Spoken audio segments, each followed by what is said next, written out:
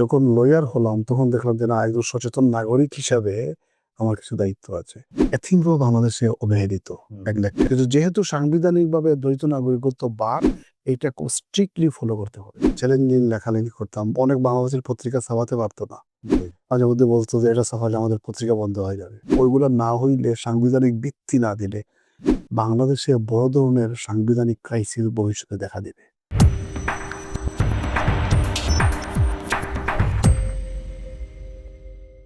আসসালামু আলাইকুম। আপনাদের সবাইকে প্রীতি এবং শুভেচ্ছা জানিয়ে শুরু করছি ঢাকা কথার আজকের পর্ব। আশা করি আপনারা সবাই ভালো আছেন আর আপনাদের ভালো থাকার প্রত্যাশা আমাদের সব সময়ের জন্যে।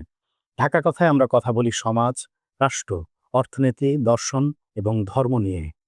আমাদের সাথে থাকার জন্য আমাদের ফেসবুক পেজ এবং ইউটিউবে আমাদের সাথে যুক্ত থাকতে পারেন।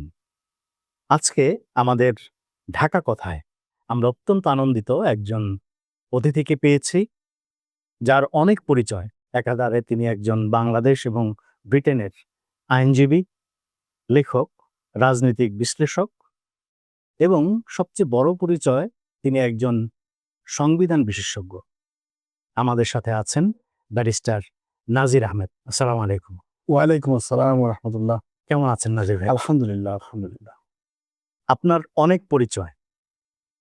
ব্রিটেনে যারা থাকে তারা জানে আপনি কমিউনিটি লিডার, কাউন্সিলের লিডার, সলিসিটার, ব্যারিস্টার। আবার বাংলাদেশে হচ্ছে আপনাকে পত্রিকায় পাওয়া যায়, বাংলাদেশ নিয়ে আপনার ভাবনা আছে, বাংলাদেশের গণমাধ্যমে আপনাকে দেখা যায়, বাংলাদেশের বিশেষ গুরুত্বপূর্ণ ক্যাম্পেইনে আপনাকে পাওয়া যায়। এই সমস্ত পরিচয়ের ভিতরে যদি আমি জিজ্ঞেস করি আপনার কাছে, আপনি ব্যারিস্টার নাজির আহমেদ আসলে কে? আপনি কে? আপনি বাংলাদেশি, না অন্য কিছু, না ব্রিটিশ, না ব্রিটিশ বাংলাদেশি? আসলে আপনার বিচরণটা কি? অশেষ ধন্যবাদ সালেহ ভাই, আপনাকে আমাকে আমন্ত্রণ জানানোর জন্য। এবং আমাদের পরিচয় ঘনিষ্ঠতা দীর্ঘদিনের। আপনি বিলেতে ছিলেন, আমি তো দীর্ঘদিন ধরে বিলেতে আছি, প্রায় 36 বছর হয়ে গেল। আমাদের পরিচয় প্রায় ২ যোগ। হ্যাঁ, আমাদের আমরা অনেক প্রোগ্রাম করেছি সেখানে, ইউকেতে, মেইনস্ট্রিম মিডিয়াতে। তো দেখে ভালো লাগছে এবং আমন্ত্রণ জানানোর জন্য আপনাকে অশেষ ধন্যবাদ, এবং আপনার মাধ্যমে সম্মানিত দর্শক যারা আছেন, যারা দেখছেন, তাদেরকে ধন্যবাদ জানাচ্ছি। এবং কাকতালীয়ভাবে এসে ঢাকায় দেখা হলো এবং আমাদের অতীত স্মৃতিগুলা রোমন্থন করতেছি। তো খুবই ভালো লাগছে। দেখেন, আমি মনে করি সবচেয়ে বড় পরিচয় হচ্ছে আমি একজন মুসলমান। আল্লাহ পাক যদি আমাকে অন্য ধর্মাবলম্বী পিতামাতার ঘরে জন্ম দিতেন, তাইলে আমার পক্ষে মানে দিন চিনে, ইসলাম চিনে মুসলমান হওয়াটা হয়তো অসম্ভব হতো। তার মানে আমার পুরো জীবনটা ওইভাবে আবর্তিত হতো। কিন্তু আল্লাহ পাক আমাকে মুসলমান হিসাবে জন্ম দিয়েছেন, মুসলমান মা বাবার ঘরে জন্ম দিয়েছেন, এবং ইসলামিক মূল্যবোধ, ধর্মীয় আচার আচরণ, মূল্যবোধ মানার চেষ্টা করার তৌফিক দিয়েছেন। এজন্য আমি মনে করি সবচেয়ে গর্বিত জায়গা, যদি গর্বিতকে আপনি পজিটিভ ওয়েতে দেখেন, জি, সেটা হচ্ছে আমি একজন মুসলমান। অর্থাৎ ভালো মুসলিম। কতটুকু ভালো আল্লাহ পাকই ভালো জানেন, তবে মুসলমান হিসাবে আমাকে জন্ম দিয়েছেন এবং তার নীতি, আদর্শ, অব্লিগেশন গুলা মেনে চলার চেষ্টা করি যতটুকু সম্ভব আমার পক্ষে। আর ২ নম্বর মনে করি আমি একজন ব্রিটিশ বাংলাদেশী। আমি বাংলাদেশে জন্মগ্রহণ করেছি। ২০ বছর বয়স পর্যন্ত আমি বাংলাদেশে অবস্থান করেছি, পড়াশোনা করেছি। আমি প্রাইমারি স্কুলে পড়েছি, হাই স্কুলে পড়েছি, কলেজে পড়েছি, ইউনিভার্সিটিতে পড়েছি। আপনি বাংলাদেশ ইউনিভার্সিটিতে আমি পড়েছি। আমি সাধারণ ইউনিভার্সিটির ১ম ব্যাচের ছাত্র। আচ্ছা, কোন সাবজেক্টে ছিলেন? ইকোনমিক্সে। সাধারণ ইউনিভার্সিটির ৩টা সাবজেক্ট দিয়ে শুরু হয়েছিল, কেমিস্ট্রি, ফিজিক্স এবং ইকোনমিক্স। আমি ইকোনমিক্সের ছাত্র ছিলাম। তার পাশাপাশি আমি ঢাকা ইউনিভার্সিটিতেও অ্যাডমিশন নিয়েছিলাম। সেখানেও চান্স পেয়েছিলাম। তো আমি সাধারণ ইউনিভার্সিটিতে পড়েছি। এর আগে আমি আর্টসে ইন্টারমিডিয়েট দিয়েছি এবং কুমিল্লা বোর্ডে আমি মেধা তালিকায় ছিলাম। ও আচ্ছা, আচ্ছা, এর আগে আমি এসএসসি আর্টসে দিয়েছি এবং তখনও মেধা তালিকায় আচ্ছা, ছিলাম এবং বৃত্তি পেয়েছি আরকি। আচ্ছা। তো বোর্ডের এটা যেহেতু এটা কিন্তু আমিও জানতাম না এবং আমাদের এই আলোচনা কখনো হয় আপনি বলছেন যে হ্যাঁ, মোটামুটি একটা হ্যাঁ, ইন্টারেক্টিভ না, না, প্রোগ্রাম, হ্যাঁ। এজন্য আমি অনেক কিছু না, না, না, এটা হ্যাঁ, আমি আজকে পুরো ব্যারিস্টার নাজির আহমেদকে জানতে চাই। আসলে ব্যারিস্টার নাজির আহমেদ কে? মানুষ নানান ফর্মে জানে। তো তাহলে বোর্ডে তাহলে প্লেস করলেন যে সেটা কত নাম্বার প্লেস ছিল? আগে তো ২০ টা স্ট্যান্ড ছিল। আমি ওই যে ২০ টার মধ্যে ছিলাম। কারণ তখন সিলেট বোর্ড ছিল না, হ্যাঁ, তখন তখন কুমিল্লা কুমিল্লা ছিল। board। কুমিল্লার আন্ডারে তখন এসএসসি এবং চট্টগ্রাম বিভাগ ছিল তখন। বিভাগ ছিল, হ্যাঁ। এবং তখন এইভাবে মানে এ প্লাস গোল্ডেন এ ছিল না, না, এটা আমাদের সময় ছিল হ্যাঁ, ছিল। Division, star, Exactly. স্টার। এরপরে আমি পিতামাতার সাথে লন্ডন চলে গেলাম।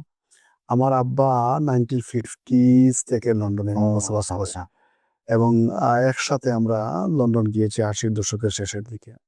তো সেখানে গিয়ে আমি এই লেভেল করলাম, ইউনিভার্সিটিতে ল ডিগ্রি নিলাম। মানে 12 ক্লাস আবার ডবল করে পড়লেন। হ্যাঁ, তো সেখানে কুইন মেরি থেকে আমি ল অনার্স ডিগ্রি করেছি। লন্ডন ইউনিভার্সিটির কুইন মেরি খুব নাম করা ইউনিভার্সিটি, ওয়ার্ল্ড র্যাঙ্কিং 100-র ভিতরে আছে। এরপরে আমি সেখানে লন্ডন ইউনিভার্সিটি থেকে মাস্টার্স করেছি। এরপর 99-এ আমি বারেট ল করেছি। আচ্ছা, তো 99-এ বারেট ল করলে প্রায় 27 বছর আমার ওয়েস্টার্ন জীবন। দেবা। তো আপনি যখন বারেট ল যখন করলেন, অর্থাৎ আপনার গ্রাজুয়েশন, আপনি যেহেতু মেধাবী ছিলেন, আপনার কি এই বারেট ল করার যে আপনার ইনের যে কল, সেটা কি ফার্স্ট টাইমই? First time. এবং আমার আরেকটা শুনে খুশি হবেন, যেহেতু প্রশ্ন তুলেছেন, 99-এ যে বার এক্সাম ছিল, ওখানে 4টা ইন, একটা Lincoln's Inn, Gray's Inn, Inner Temple, Middle Temple, 4টা ইনের মধ্যে আমি একবার সেকেন্ড হয়ে গেছিলাম, মানে মেধা তালিকায় আচ্ছা, বা পাস লিস্টের একবারে শীর্ষে ছিলাম আর কি। এবং প্রথম চান্সে, ফার্স্ট চান্সে কোনো অ্যাটেম্প্ট রিপিট ছাড়া। কারণ আমরা জানি যে রিপিট পর সবারই বাউন্ডারি, পাঁচবার, তিনবার, চারবারে হয়, কিন্তু সেজন্য আমি জিজ্ঞেস করলাম যে প্রথমবারে আলহামদুলিল্লাহ। এবং কম বাঙালিরা ফার্স্ট চান্সে হয়। হয়, এবং প্রথমবারে আমি এবার শীর্ষস্থানে চলেছিলাম আর কি। এটা আল্লাহ পাকের অশেষ রহমত, আমার এখানে কোনো কৃতিত্ব নেই। আমি চেষ্টা করেছি এবং আমি বিশ্বাস করতাম যে আমার পক্ষ থেকে চেষ্টার যখন শেষ, তখনই আল্লাহর কাছে সাহায্য চাইতে হবে যে। তো আল্লাহ পাক ইয়ে করেছেন। তো এরপরে লিগ্যাল প্রফেশনে 99 থেকে ঢুকলাম, এখন পর্যন্ত আছি। আমার মেয়েও ব্যারিস্টার হয়ে গেছে আলহামদুলিল্লাহ। সেকেন্ড মেয়ে ব্যারিস্টার, ফার্স্ট মেয়ে ল গ্রাজুয়েশন করেছে, এবং সে একজন স্কুল টিচার। ইংল্যান্ডে যে আপনি প্র্যাকটিস করেন, আমাদের বাংলাদেশে যারা বসবাস করে বা হচ্ছে ইংল্যান্ডেও যে ব্রিটিশ বাংলাদেশি কমিউনিটি আছে, তাদের একটা ধারণা আছে যে আমাদের যারা প্র্যাকটিসিং লয়ার, তারা মোটা দাগে সবাই ইমিগ্রেশন প্র্যাকটিস করেন। আপনার ক্ষেত্রে কি আপনি কি শুধু ইমিগ্রেশন করেন? না, ইমিগ্রেশন করি আমি তো। ইমিগ্রেশন আমার সব যে প্র্যাকটিস ইমিগ্রেশন তেমন না, একটা সিগনিফিক্যান্ট অ্যামাউন্ট অফ ওয়ার্ক আমাদের ইমিগ্রেশন আছে। আমি ইমিগ্রেশন করি, ফ্যামিলি ল করি, সিভিল লিটিগেশন করি, আচ্ছা, জুডিশিয়াল রিভিউ করি, কিছু কিছু ক্রাইম করি যেটা লিগ্যাল এইড না, এরপর কনভেন্সিং করি। তো বলতে পারেন যে মানে 5-6টা এরিয়া আমি সেখানে প্র্যাকটিস করার চেষ্টা সবচেয়ে করি। বেশি প্র্যাকটিসটা কি? বেশি প্র্যাকটিস বলতে পারেন ফ্যামিলি, ইমিগ্রেশন, ফ্যামিলিয়ান ইমিগ্রেশন, এই দুটো কম্বাইন করলে যারা human rights human rights. Significant amount আছে। হিউম্যান রাইটস নিয়ে আপনার অনেক অ্যাক্টিভিটি আছে, এবং হিউম্যান রাইটস নিয়ে আপনার কিছু পেপারসও আছে, এবং আপনার একটা ফোরামও আছে আপনাদের, এবং আপনার সেই হিউম্যান রাইটস নিয়ে জাতিসংঘ এবং অন্যান্য ফোরামে বিভিন্ন ইস্যুতে গত সরকারের আমলে দেখেছি যে আপনারা মুভ করেছেন। হিউম্যান রাইটস এর এই বিষয়টা কি লয়ার হিসেবে চিন্তা করে আপনি এটা করেছেন, নাকি হচ্ছে সত্যিকার অর্থে আপনি হিউম্যানিস্ট, একজন অ্যাক্টিভিস্ট হিসেবে করেছেন? খুব সুন্দর প্রশ্ন করছেন। দেখেন, হিউম্যান রাইটস, দেখেন আল্লাহ প্রদত্ত কিছু ফান্ডামেন্টাল রাইটস সবাইকে। আল্লাহ পাক কিন্তু সব মানুষকে, একটা নাক, 2টা হাত, একটা মাথা, 2টা পা, এবং তার কাছে মানুষ হিসাবে কালার, রেস এগুলোতে কোনো পার্থক্য নাই। তার কাছে একমাত্র পার্থক্যটা হচ্ছে তাকওয়া দিক দিয়ে। যার যত বেশি ক্ষুধানীতি বা আল্লাহ নীতি, তাকে আল্লাহ পাক খুব বেশি পছন্দ করেন। কিন্তু আমরা এই পৃথিবীতে কত ধরনের বৈষম্য করেছি। মানুষ হয়ে মানুষের অধিকার দিতে আমরা প্রস্তুত না। মানুষ হয়ে মানুষকে একবারে জীবন্ত মেরে ফেলতে আমরা প্রস্তুত। তো বলতে পারেন যে একটা হচ্ছে আল্লাহ পাকের বান্দা হিসাবে একটা দায়িত্ব আছে।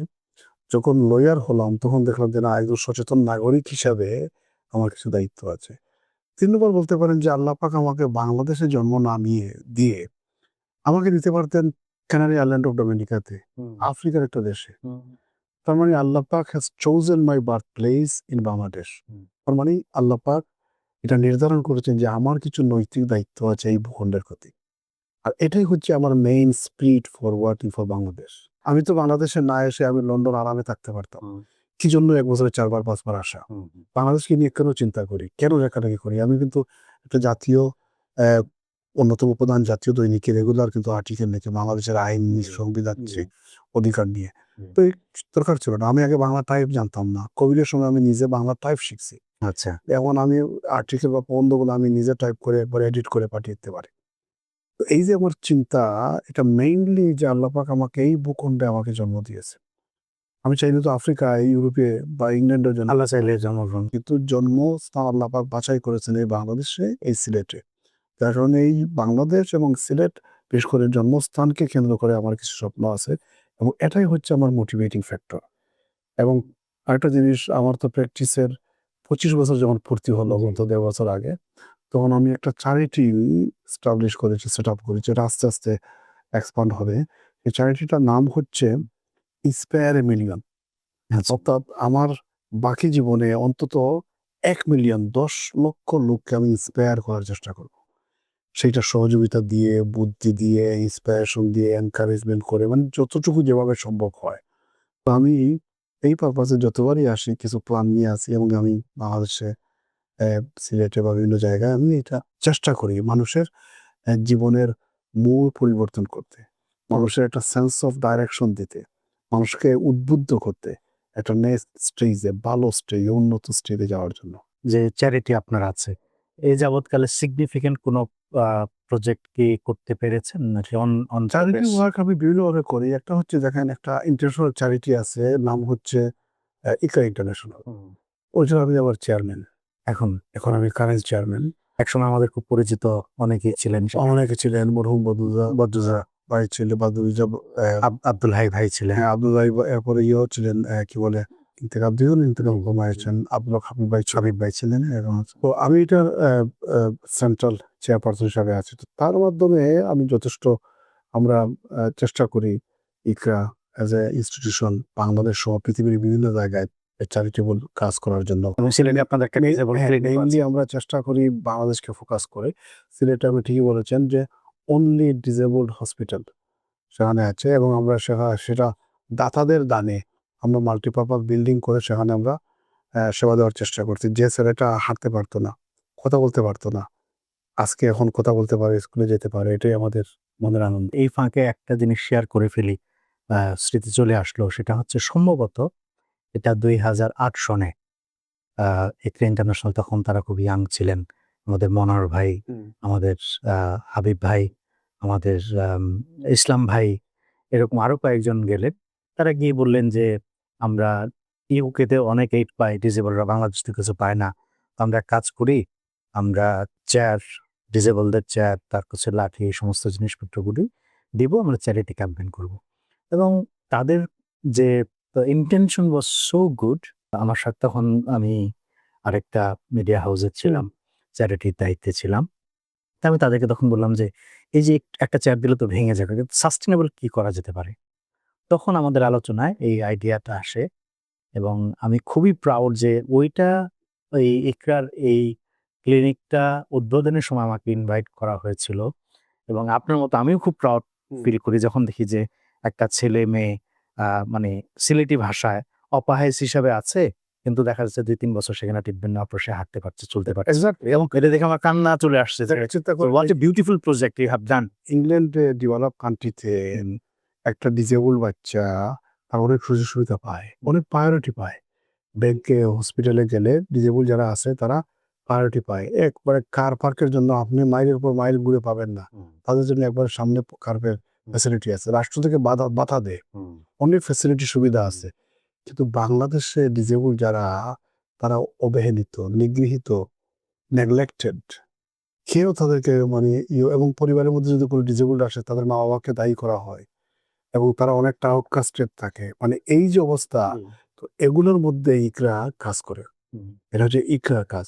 আর আমি আমার ব্যক্তিগত পক্ষ থেকে এতিমদের মধ্যে কিছু কাজ করার চেষ্টা, এবং আমি গত 4-5বার দেশে আসলাম, প্রতিবারই আমি 2টা এতিমখানায় ভিজিট করি, প্রায় 15টা এতিমখানা আমি ভিজিট করেছি। আমি দেখলাম যে এতিমরাও বাংলাদেশে অবহেলিত, নেগলেক্টেড, এবং এতিমদের ব্যাপারে আল্লাহ পাকের নবী মুহাম্মদ সাল্লাল্লাহু আলাইহি ওয়াসাল্লাম এমন হাদিস বর্ণনা করেছে, সাহাবীরা মনে করতেন তারা বোধহয় ওয়ারিশ হয়ে যাবে, মানে এত গুরুত্ব দিয়ে। তো আমি যেটা করি, প্রতিবার আসলে যে প্রতিটা অ্যাটলিস্ট 2টা এতিমখানায় গিয়ে সব এতিমদেরকে জড়ো করে তাদেরকে আকাশ ছোঁয়া স্বপ্ন দেখার চেষ্টা করি, যে এইটাও আল্লাহ পাকের পরীক্ষা, মন খারাপ করে না, আল্লাহ নবীও তো এতিম ছিলেন, বা এত অল্প বয়সে মা বাপ মারা গেছেন।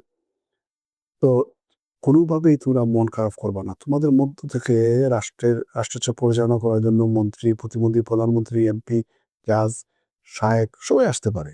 সুতরাং শিক্ষকদের কথা শুনতে হবে, আর শিক্ষকরা হচ্ছে তোমাদের এখন ইন প্লেস অফ প্যারেন্ট, এখানে এর কথা শুনতে হবে। এটা হচ্ছে ইন্সপিরেশন কথাবার্তা। জি, চেষ্টা কর সাধ্যমতো তাদের এতিম ফান্ডে দেওয়ার জন্য, আর তাছাড়া প্রত্যেকটা এতিমকে একটা গিফট দেওয়ার চেষ্টা করবো একবারে ব্যক্তিগতভাবে। বাহ। কারণ অনেকে ফান্ডে দেয় কিন্তু এতিমে তো পায় না। জি।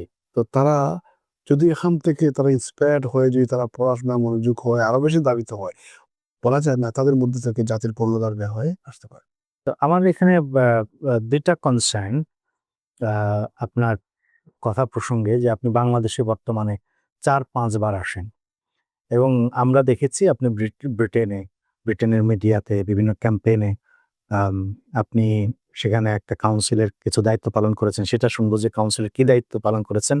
দ্বিতীয়ত হচ্ছে গত সরকারের আমলে, অর্থাৎ আমরা যেটাকে ফ্যাসিস্ট রেজিম বলছি, সেই রেজিমের সময়টাতে বাংলাদেশে আসা যাওয়ার ফ্রিকোয়েন্সি আপনার কেমন ছিল সেটা যদি একটু জানান। খুব কম ছিল। আমি যে একবারে আসি নাই এমন না।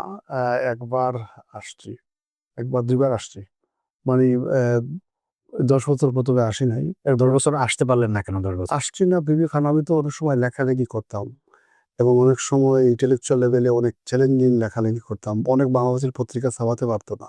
জি। মাঝে মধ্যে বলতো যে এটা ছাপালে আমাদের পত্রিকা বন্ধ হয়ে যাবে। আচ্ছা।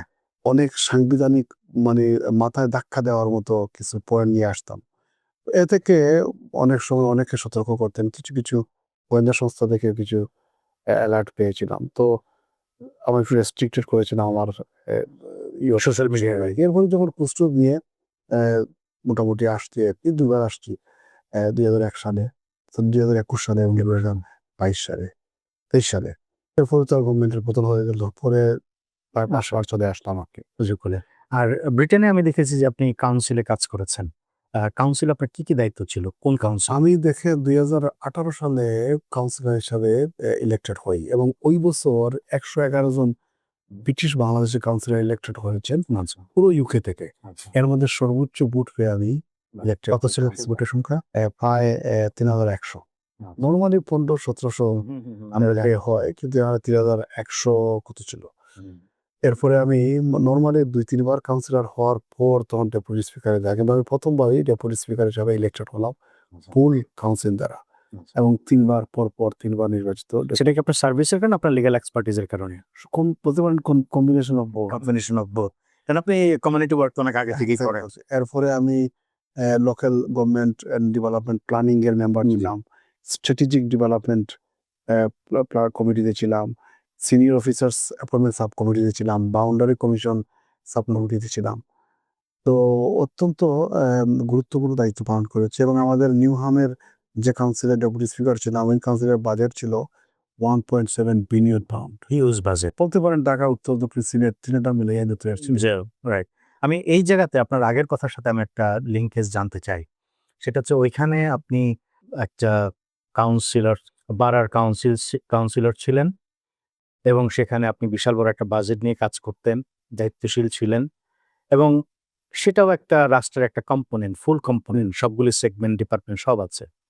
এই যে কিছুক্ষণ আগে যে কথাগুলি আপনি বললেন যে এখানে এতিম বলেন, ডিসেবল বলেন এবং আমরা এখানে বাংলাদেশে যারা আছি তারা সবগুলি সেক্টরেই দেখছি। হুম। এই যে আমাদের কোনো সেক্টরে কোনো ধরনের কর্তৃত্ব নাই, ডিকটেশন নাই, ডিরেকশন নাই। এটা দেখে আপনার কেমন লাগে? বিইং এ বাংলাদেশী বা ব্রিটিশ বাংলাদেশী, আপনার কি মনে হয় যে হোয়াটস গোইং অন? এটা কি আসলে কোনো স্টেট কিনা? মানে বাংলাদেশ কি কোনো স্টেটের সংঘাতে পড়ে কিনা আপনার দৃষ্টিতে? তো দেখেন আসলে এগুলা দেখে তো রক্তক্ষরণ হয়। ইংল্যান্ডে এমপিরা কোনো ডেভেলপমেন্ট বাজেট পায় না।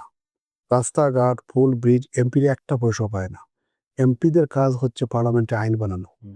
সব কাজগুলা হয় কিন্তু লোকাল অথরিটি দ্বারা। জি। আমি যে কাউন্সিলর ছিলাম আমাদের মাধ্যমে 1.7 বিলিয়ন পাউন্ডের বাজেট ছিল। অর্থাৎ আপনার সোশ্যাল সার্ভিস বাজেট, আপনার হাউজিং বাজেট আপনার। প্রায় ২.৫টা এমপির কনস্টিটিউয়েন্সি এলাকা নিয়ে আমাদের বাড়া। আমাদের বাড়ার একটা ওয়ার্ডে সিটি এয়ারপোর্ট এখানে আছে। সুতরাং অনেক বড় টাউনের চেয়ে প্রায় দ্বিগুণ সাইজ হচ্ছে আমাদের নিউহাম।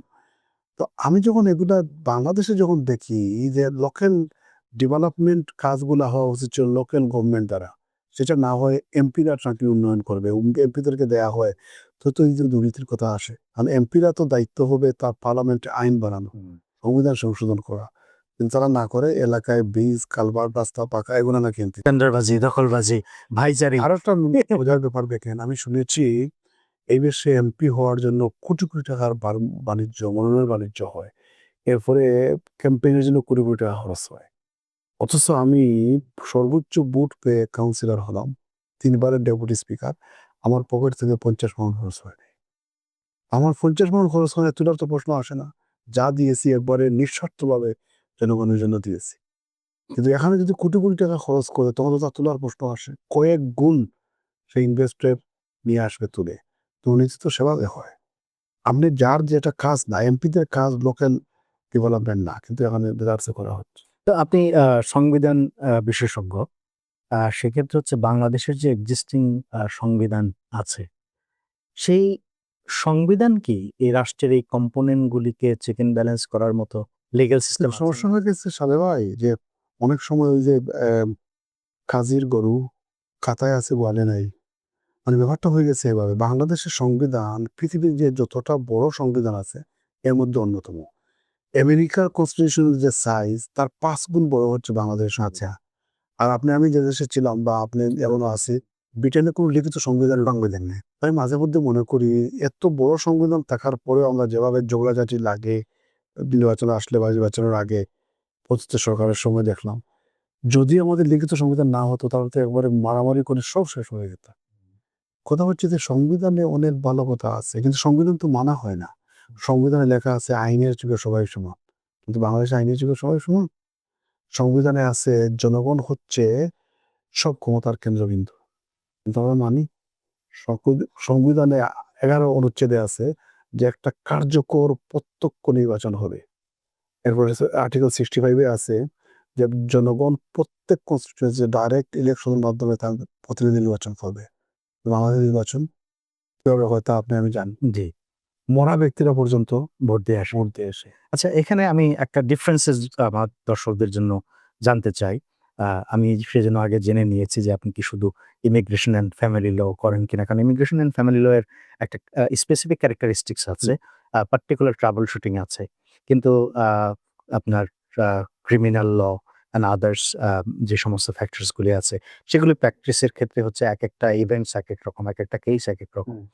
তো বাংলাদেশে যেভাবে প্র্যাকটিসটা হয়, অপরাধীকে নিরপরাধ বানানো, নিরপরাধকে অপরাধী বানানো। তো এই যে প্র্যাকটিসটা আপনি বাংলাদেশের কোর্টেও দেখি যে আপনি প্র্যাকটিস করেন এবং you are member of bar council. তো সেক্ষেত্রে ২ টার সাথে পার্থক্য কি? ২ টা ওইখানে যে মুভ করেন, মানে আকাশ পাতাল ব্যবধান। দেখেন ক্লিয়ারলি একটু আমাদেরকে একটু আমি বলেন। বলি আপনাকে কয়েকটা উদাহরণ দেই। আমি ব্রিটেনের প্র্যাকটিসিং ব্যারিস্টার। অর্থাৎ ব্রিটেনের যেকোনো আদালতে আমার রাইট অফ অডিয়েন্স আছে, একেবারে সুপ্রিম কোর্ট পর্যন্ত। ঠিক বাংলাদেশেও আমি সুপ্রিম কোর্টের আপিল বিভাগের advocate. Any court of Bangladesh আমার রাইট অফ অডিয়েন্স আছে। কিন্তু যখন বাংলাদেশে আসি তখন কিছু জিনিস দেখলে ধাক্কা লাগে। আমি ২৭ বছর ধরে ইউকেতে প্র্যাকটিস করতেছি। কোনো সময় টাকা দিয়ে তদবির করতে হবে এটা আননোন। এটা সিম্পলি এই সিস্টেম নাই। বাংলাদেশে আপনি উচ্চ আদালত বলেন, নিম্ন আদালত বলেন, ফাইলিং থেকে শুরু করে মানে বিভিন্ন দিক এবং বিভাগে তাকে এই পয়সা দিতেই হবে, তদবির করতেই হবে। আর তদবির করতে হইলে তো পয়সা দেওয়া লাগে। হাইকোর্টে গিয়ে বাংলাদেশে দেখলাম যে বেইল অ্যাপ্লিকেশনে ভরপুর। অথচ ব্রিটেনে খুবই কদাচিৎ লাখে বা মিলিয়নে একটা না, এবার বেইল হাইকোর্টে যায়। নরমালি বেইল ম্যাটারগুলো ম্যাজিস্ট্রেট এবং কানকুনে শেষ হয়ে যায়। শুধু পয়েন্ট অফ ল ক্লারিফিকেশন চাইলে হাইকোর্টে যায়, কিন্তু বাংলাদেশে তো যার টাকা আছে হাইকোর্টে চলে যায়। অ্যামাউন্ট বেইলটা ব্যস্ত থাকে, যার কারণে মামলা বাড়তে থাকে। এরপরে দেখেন সুপ্রিম কোর্টে এখানে আছে চেম্বার জজ আদালত। তো ওখানে ওই যে হাইকোর্টের রায় দিল, চেম্বার জজ মিনিট বা আধা মিনিটের ভিতরে স্টে করে দেয়। ব্রিটেনে এই সালচার নাই। আপনি তদবির করে মামলা আগাতে বা পিছিয়ে নিতে পারবেন না, যত বই সিনিয়র হোক কোর্টে আপনি সেভাবে গিয়ে। এখানে তো অনেক সময় সিনিয়র দেখে মামলা মানে ফেইট নির্ধারণ হয়ে যায় অনেক ক্ষেত্রে। অনেক ক্ষেত্রে দেখা যায় মামলা সিনিয়রদের দাঁড়াইছে, অনেক পিছিয়ে আগাইয়া নিয়ে আসবে পিছন থেকে। ব্রিটেনে আপনি এইটা নাই। আমি এই জায়গাটাতেই যেতে চাচ্ছিলাম যে বাংলাদেশে আমরা নিম্ন আদালতের অবস্থা তো জানি। কিন্তু উচ্চ আদালতে যে আপনি যেটাকে বললেন যে আপনার চেম্বার, তারপর হচ্ছে অ্যাপিলেট ডিভিশন। আমরা এমনও শুনেছি বা শুনছি, যেহেতু আমরা বাংলাদেশে থাকি, দেখা গেল যে একজন খুব সেলিব্রিটি আর সমসাময়িক সময়ে প্রভাবশালী রাজনীতির সাথে তার কানেকশন আছে, এমন একজন লয়ার যদি দাঁড়ায় সেই মামলাটা যদি ভুলও হয়, যেখানে হাইকোর্ট স্টে অর্ডার দিয়েছে, দেখা যাচ্ছে এটা অ্যাপিলেট ডিভিশন সেটা আবার রিটার্ন করে দিচ্ছে। এই যে আপনার একেবারে চূড়ান্ত পর্যায়ে যে হচ্ছে আপনার আইনের চর্চার ব্যত্যয়, এটার জন্য কি করা যেতে পারে? এটা দুঃখজনক। তবে এটার জন্য আসলে শুধু এককভাবে বা একদিকে দেখলে হবে না। পুরা সোসাইটি যদি একটা নিয়ম শৃঙ্খলার ভিতরে না আসে, এটা হতে বাধ্য। কারণ হাইকোর্টের বিচারপতি যদি আপনার মেধাবী, কম্পিটেন্ট, স্কিল লোককে না দেন, তাহলে তো তার মেরুদণ্ড থাকবে না। না, এখন ধরেন যে আমি স্কিলড কিন্তু I am engaged with the political party. আমি তো বললাম যে হ্যাঁ, বিচারক হওয়ার জন্য আপনার পলিটিক্যাল নিউট্রাল হতে হবে, হ্যাঁ।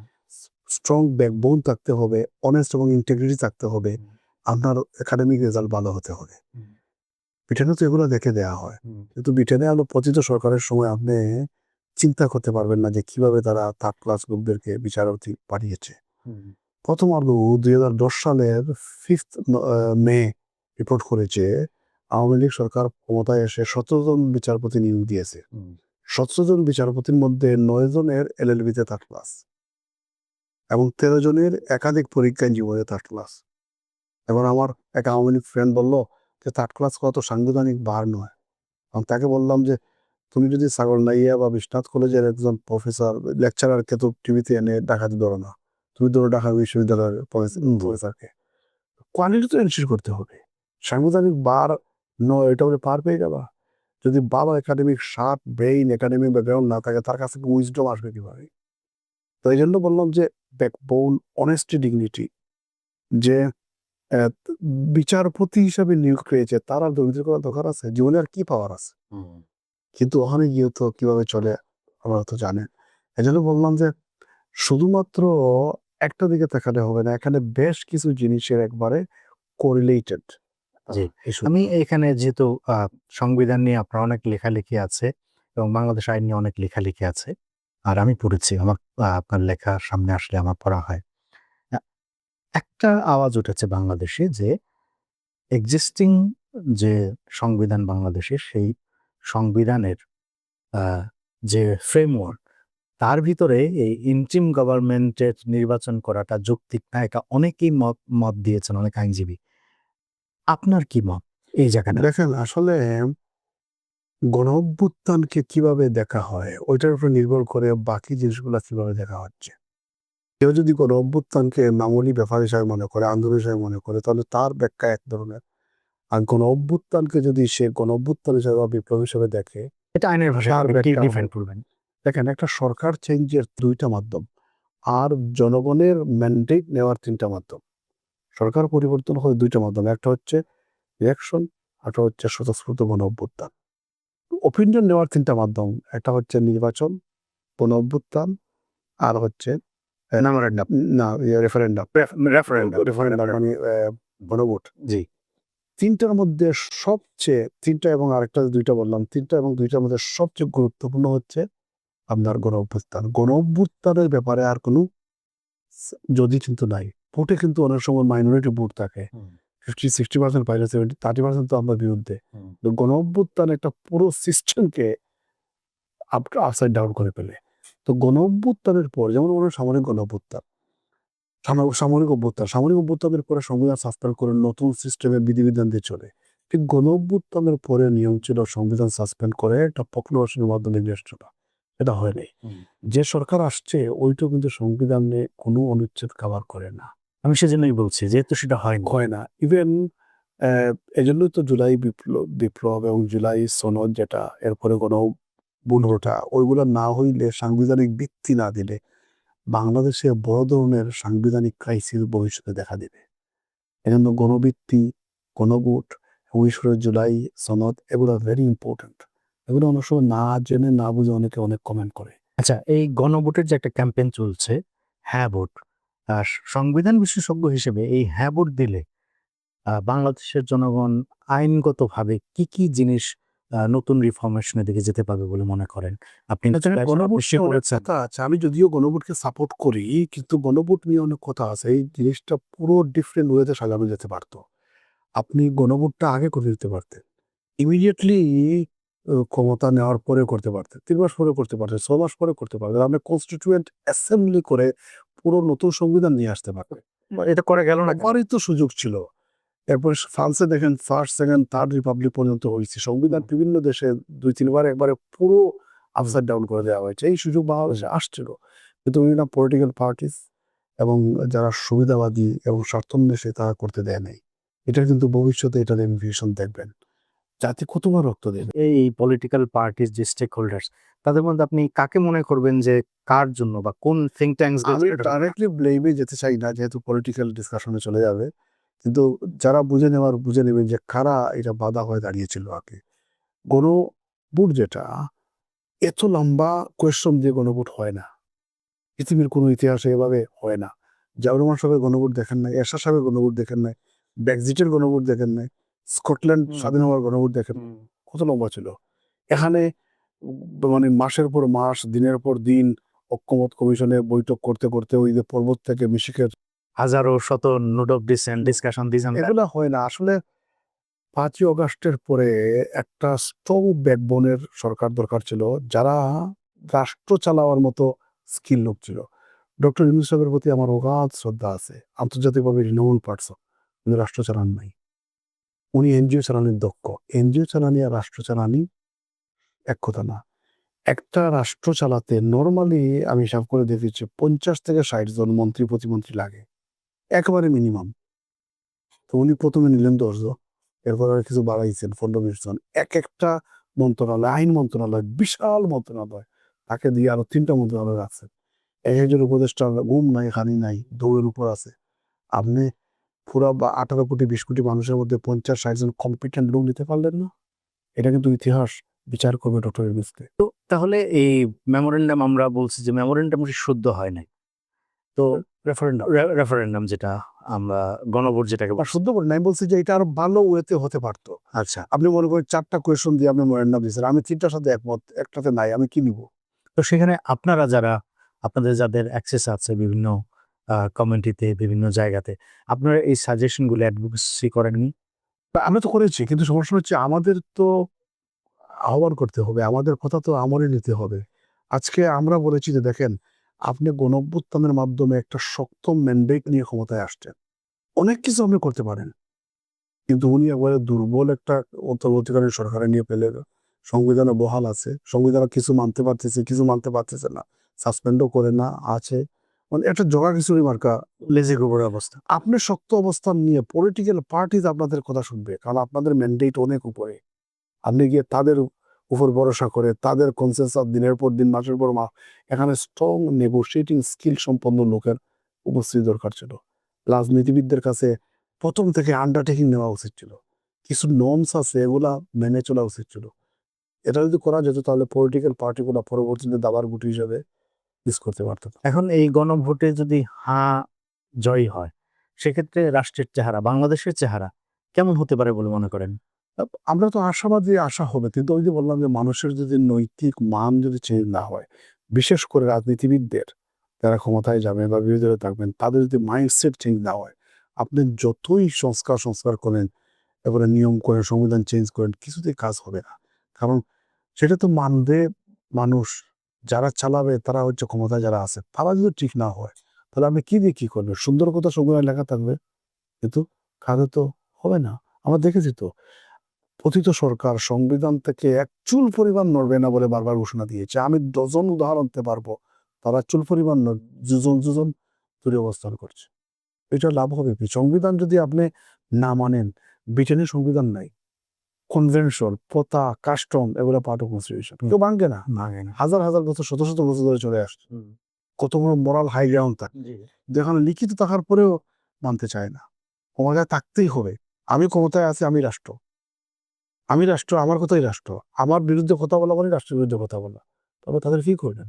তো এই যে বিশাল বড় একটা রক্তপাতের ভিতর দিয়ে একটা পরিবর্তন হলো এবং এই সময় আপনি আসছেন, কোর্টে যাচ্ছেন, বিভিন্ন ফোরামে যাচ্ছেন। তো কোন ধরনের পরিবর্তন, পজিটিভ, নেগেটিভ কি হচ্ছে আসলে? আপনার দৃষ্টিতে কি? আমি যতটুকু সম্ভব এককভাবে ব্যক্তিগতভাবে চেষ্টা করি। দেখেন, গত বছর এককভাবে আমি হিসাব করে দেখছি ২৬৫টা মিডিয়া প্রেজেন্স ছিল আমার এক বছরে। কতটুকু মানে ব্যাপক আমি বুঝতে পারেন। দেশে আসলে একবার রাষ্ট্রের উপর থেকে শুরু করে বিভিন্ন স্টেক হোল্ডারের সাথে কথা বলি, বিবেক থেকে কথা বলার চেষ্টা করি, মোরাল, সুন্দর, সত্য, বেটারমেন্টের জন্য কথা বলি। তো কিছুটা চেঞ্জ হয়েছে গণঅভ্যুত্থানের পর, অনেক কিছু চেঞ্জ হয়েছে। সিগনিফিকেন্ট হয়তো আমরা যেভাবে এক্সপেক্ট করেছিলাম ওইভাবে পাই নাই, কিন্তু অনেক চেঞ্জ হয়েছে। আপনি দেখেন, ফর এক্সাম্পল, গত 1.5 বছরে কয়টা গুম হয়েছে? পুলিশ দায়িত্ব পালন করেছেন, আইন শৃঙ্খলা বাহিনী, লুট, চুরি এগুলো হচ্ছে, কিন্তু গুম কয়টা হয়েছে? আপনি দেখেন, বিগত পতিত সরকারের সময় গুম কমিশন বলছে 6,000-এর উপরে গুম হয়ে গেছে। রাষ্ট্রের নাগরিক গুম হয়ে গেছে, যার জন্য রাষ্ট্র, চিন্তা করতে পারেন, এটা বন্ধ হয়েছে। বিচার ক্ষমতাবান যে বলছিল হাসিনা পালায় নাই, এবং তাকে ধরার, টাচ করার কেউ চিন্তা করতে পারে নাই। আমরা বলেছি যে এক্সট্রাডিশনের আগে চিন্তাই করতে পারবেন না, তিনি আজকে বিচারের মুখোমুখি, তার বিরুদ্ধে বলে ডেথ পেনাল্টি দেওয়া হয়েছে। সুতরাং এটা তো কম অ্যাচিভমেন্ট নয়। বাঘা বাঘা যারা একেবারে নিজেকেই রাষ্ট্র মনে করতো, নিজেকে ক্ষমতাবান মনে করতো, নিজে মনে করতো আইন বা বাতাস একদিকে ঘুরিয়ে দিবে, তারা আজকে আইনের মুখোমুখি হয়েছে। যারা একবারে শেয়ার বাজার সহ লুট করে দেশকে একদিকে নিয়ে গেছে, তারা তো আজকে জেলবন্দি আছে। সুতরাং বিচারটা হচ্ছে যেভাবে আমরা চাইছিলাম, হয়তো ওইভাবে কুইক এবং ট্রান্সপারেন্ট এবং যেভাবে চাইছিলাম ফেয়ার ওয়েতে, হয়তো সেভাবে হচ্ছিল না, কিন্তু হচ্ছে তো। এটাকে আপনি মিডিয়াতে দেখেন, আগে মিডিয়া, আপনি চিন্তা করতে পারেন, হাসিনার বিরুদ্ধে কথা বলবেন, অনেক কিছু লিখতে পারেন, হাসিনার জয় শেখ মুজিব ধরতে পারবেন না, এইভাবে একটা পরিবেশ ক্রিয়েট করা হয়েছিল। এখন তো লিখতে পারতেছে, কিছু লিমিটেড ক্ষেত্রে মব হচ্ছে, এটা অস্বীকার করার কারণ নাই, কিন্তু আপাত দৃষ্টি রাষ্ট্রের পক্ষ থেকে তো আপনাকে ধরে নিয়ে দেওয়া হচ্ছে না লেখালেখির কারণে।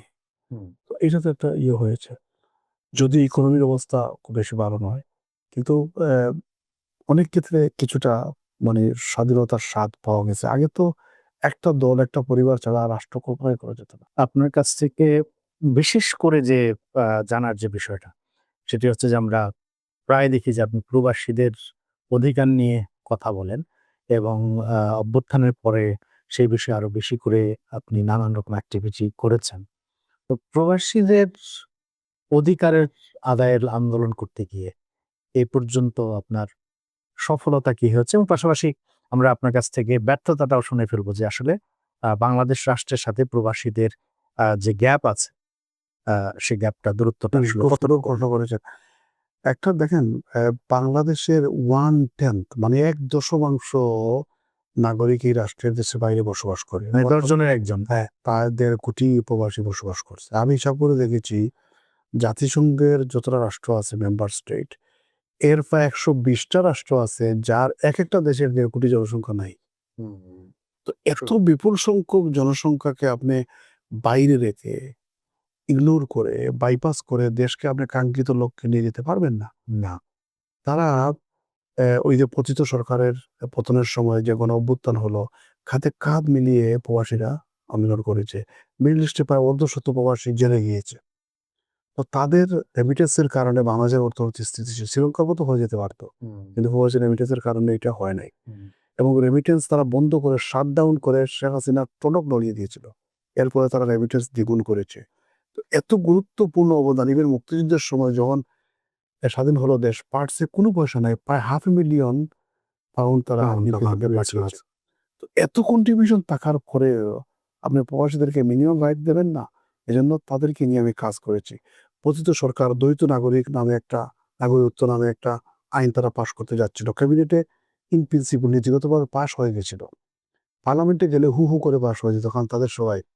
আমরা এটা নিয়ে আন্দোলন করেছি, মিটিং, মিছিল, টক শো। আমি প্রায় 15-20টা টক শোতে অ্যাটেন্ড করেছি, 10-15টা মিটিং অ্যাটেন্ড করেছি। দেশের বাইরে গিয়ে বক্তব্য দিয়েছি, পেপার দিয়েছি। ঢাকার জাতীয় দৈনিকে আমি একাধিক আর্টিকেল লিখেছি। এবং আইনমন্ত্রী লন্ডনে যাওয়ার পর তাকে হাই কমিশনে চ্যালেঞ্জ করেছি। হাফ অ্যান আওয়ার, 45 মিনিট তাকে সাথে একবারে মানে উইথ লাভ অ্যান্ড রেসপেক্ট আমি চ্যালেঞ্জ করেছি, ইন্টারাকশন করেছি। পরবর্তীতে এটা স্থগিত হয়ে গেছে, এই আইন আর হয় নাই। প্রবাসীরা যদি এই আইন হতো, তাহলে প্রবাসীরা সেকেন্ড ক্লাস সিটিজেন হয়ে যেতেন। 2 নম্বর হচ্ছে, দেখেন, পাওয়ার অফ অ্যাটর্নি নিয়ে বিগত অনেক সরকার এমন একটা আজগুবি আইন করলো তারেক সাহেবকে মেইনলি উদ্দেশ্য করে, যে বৈধ বাংলাদেশি পাসপোর্ট ছাড়া কোনো পাওয়ার অফ অ্যাটর্নি প্রবাসীরা দিতে পারবে না। এতে lakh lakh second generation, third generation report করে দিল। একদিকে বৈধ বাংলাদেশি পাসপোর্ট তাদের হাতে নাই, অ্যাপ্লাই করলে পুলিশ ভেরিফিকেশন নামে ঘুষ দেওয়া হয়। তাও 6 মাস 8 মাস লাগে। দেওয়ার পরে 2-3 বছর পরে আবার টাইম চলে যায়। সবার পাসপোর্ট দিতেও পারতেছে না। এমন একটা যেমন অনেক আন্দোলন করেছে প্রবাসীরা, বিভিন্ন সংগঠন সেখানে আন্দোলন করেছে। অনেক কথাবার্তা বলেছে, সরকারের সাথে ডিমান্ড করেছে, কেউ কিছু শুনে নাই। গত বছর জানুয়ারিতে আমি যখন দেশে আসলাম, তখন হঠাৎ করে 14 তারিখ আমার মনে হলো, এখানে একজন প্রতিষ্ঠিত সাংবাদিক আছিলেন, তাকে বললাম যে লাস্ট একটা চান্সে দেখি আইন উপদেষ্টার সাথে, এটা উনি প্রবাস বিষয়ক উপদেষ্টা, এর সাথে একটু আলাপ করে দেখি। তো উনি চট করে পরের দিন অ্যাপয়েন্টমেন্ট নিয়ে আবার দেখা করলো। ওখানে গিয়ে অ্যাটর্নি জেনারেলকে পাইলাম এবং বার কাউন্সিল এক্সিকিউটিভ প্রেসিডেন্টকে পাইলাম, তারাও সহায়ক ছিলেন। তো সেখানে আমরা কনভিন্স করার চেষ্টা করেছি যে দেখেন, পলিটিশিয়ান যদি মন্ত্রী হতো, উনি চলে গেলে কেউ কিছু বলতো না, কিন্তু আপনি আইনের অধ্যাপক আসিফুল সাহেব, আপনি কিন্তু ক্ষমতায় চিরদিন থাকবে না। কিন্তু এখানে আপনি বলেন তো, পাওয়ার অফ অ্যাটর্নির সাথে ভ্যালিড বাংলাদেশি পাসপোর্ট কি দরকার? পাওয়ার অফ অ্যাটর্নি কি ওয়ার্ক পারমিট, যে তার ভ্যালিডিটি নিতে হবে? পৃথিবীর কোনো দেশে দেখান যে সে দেশের ভ্যালিড পাসপোর্ট লাগবে? আপনি এই কাজটা করে দেন। জেনেভায় আপনি নাজেহাল হয়েছেন, ওইটা করলে প্রবাসীরা আপনাকে মাথায় রাখবে। তাকে যতটুকু সম্ভব কনভিন্স করেছি। উনি বলছেন আমি করে দেবো, আমাকে ড্রাফট দেন। আমি বলছি আমরা ড্রাফট দেবো। আমরা চলে আসছি উনার অফিস থেকে, এত করিডোরে বসে আমার ফ্রেন্ড যে বেলার ছিলেন, তার সাথে আমরা আলোচনা করছি, বলছে তো করবে, কিন্তু করবে কিনা না আমি তো ডাউটফুল। মন্ত্রী মিনিস্টাররা তো বলে, কিন্তু করে কিনা না। তো পরের দিন উনি লন্ডন চলে গেছেন, আমি সিলেক্ট হয়ে হংকং হয়ে 21 জানুয়ারি আমি লন্ডন ব্যাক করেছি। কিছু এয়ারপোর্টে মোবাইলটা অন করে যখন ইউকে সিম ঢুকাইছি, দেখি আইন মন্ত্রণালয় থেকে টেক্সট, ডেপুটি সেক্রেটারি আইন মন্ত্রণালয় আমাকে টেক্সট করছে যে আসিফ স্যার জরুরি ভিত্তিতে আপনার সাথে যোগাযোগ করার জন্য বলছে, আপনি কাইন্ডলি ফোন দেন। তখন লন্ডনে 8টা, এখানে বাংলাদেশ 2টা। তাই আমি তাকে টেক্সট ব্যাক করলাম যে I got your message when I was on the sky flying from Hong Kong to London, so I will call back tomorrow. তো আমি যখন কল করলাম, তো বললো যে আসিফ স্যার 2বার বলছে আমার সাথে যোগাযোগ করে একটা ড্রাফট নিয়ে আসার জন্য। আমি বললাম আমি তো গতকালকে আসছি, 15-20 মাস ছিল অফিসের বাইরে, অনেক জাম আছে, তো আমি 1 সপ্তাহ পরে আমি দিচ্ছি। না স্যার এত গুরুত্ব দিয়ে বলছেন, আমি প্লিজ আজকে বা কালকের ভিতরে এটা দেওয়ার চেষ্টা করি। পরের দিন শুক্রবার ছিল, জুমা পড়ে এসে ড্রাফট করে ওখানে একজন বিচারপতি ছিলেন, তার সাথে একটু কনসাল্ট করে আমি আসিফুল সাহেবের ইমেইলে, মোবাইলে এবং ডেপুটি সেক্রেটারি হোয়াটসঅ্যাপে, ইমেইলে পাঠালাম। 2-3 দিন পরে তারা প্রজ্ঞাপন জারি করে একেবারে আমি যেভাবে দিচ্ছি ঠিক অনুরূপভাবে 7 দফা ডকুমেন্ট দিয়ে পাওয়ার অফ অ্যাটর্নি করা এত সহজ করে দিয়েছেন। এই জন্য অন্তর্বর্তীকালীন সরকারকে অশেষ ধন্যবাদ, এবং এই চেঞ্জের বিহাইন্ডে আমি ছিলাম। আচ্ছা, তাহলে এটা বিশাল বড় একটা সফলতা। বিশাল বড় ব্যাপার। আরেকটা হচ্ছে ভোটাধিকার। দেখেন 54 বছরে কোনো পলিটিক্যাল পার্টিজ ভোটাধিকার দেয় নাই। অন্তর্বর্তীকালীন সরকারের সময় আমরা ক্যাম্পেইন করেছি, আগে ক্যাম্পেইন করেছি, অনেক মিছিল মিছিল করেছি, আমরা অনেক মেমোরেন্ডাম দিয়েছি, কিন্তু কেউ দেয় নাই। তো এবার আমরা সাকসেস হয়েছি, তারা দিয়েছেন। গত জুনে আমি দেশে আসছিলাম, জাতীয় প্রেস ক্লাবে প্রেস কনফারেন্স করেছি। প্রধান নির্বাচন কমিশনার সহ দায়িত্বপ্রাপ্ত নির্বাচন কমিশনারের সাথে প্রায় 2 ঘন্টা 2.5 ঘন্টা মিটিং করেছি, কনভিন্স করার চেষ্টা করেছি এবং ইন্সপায়ার করার চেষ্টা করেছি যে কত নির্বাচন কমিশনার স্বাধীনতার পরে এদেশে আসছেন, কে কয়জনের নাম জানো, অনেক জুতার মালা অনন্ত পড়তে হয়েছে। এই কাজটা করে যেন অন্তত পক্ষে দেশে সম্মান রাখবে, তারা মোটামুটি মোটিভেটেড হয়েছেন এবং আবার তারা প্রবাসীদেরকে ভোটার, যদিও আমরা চাইছিলাম যে শুধু এনআইটি কার্ড না, আরো ব্যাপকভাবে দেওয়ার জন্য, তার লিমিটেশন আছে, তারা শুরু করছেন। প্রায় 17 লাখ না 20 লাখ প্রবাসী ভোটার এবার হয়েছে। তো আশা করি একবার শুরু হলে আস্তে আস্তে এক্সপ্যান্ড হবে। এইটার জন্য আমরা চেষ্টা করেছি এবং চেষ্টার সফলতা হিসেবে আমরা এটা এবং পোস্টাল ব্যালট পাওয়া শুরু করেছি এবং আমরা ডিমান্ড করেছিলাম যে ফিজিক্যাল ভোট, ইলেকট্রনিক ভোট, বিকল্প ব্যবস্থা ভোট নেওয়ার ব্যবস্থা করা। শুধুমাত্র তারা এবার পোস্টাল ব্যালটের মাধ্যমে শুরু করেছেন। আমরা আশা করি এটা আরো পরবর্তীতে এক্সপ্যান্ড হবে। আর দুর্বলতার দিকে যেটা বলছেন, সেটা হচ্ছে যে আমাদের প্রবাসীদের মধ্যে ইউনিটি নাই, দারুণভাবে পলিটিক্যালি ডিভাইডেড। একেবারে আওয়ামী লীগ, বিএনপি এইভাবে ডিপলি ডিভাইডেড, আপনি আমেরিকা বলেন বা ব্রিটেনে বলেন, যার কারণে আমরা ন্যাশনাল ইস্যুতে, জাতীয় ইস্যুতে, প্রবাসীদের সবার জন্য স্বার্থ সংশ্লিষ্ট বিষয় নিয়ে আমরা ঐক্যবদ্ধ হতে পারি না।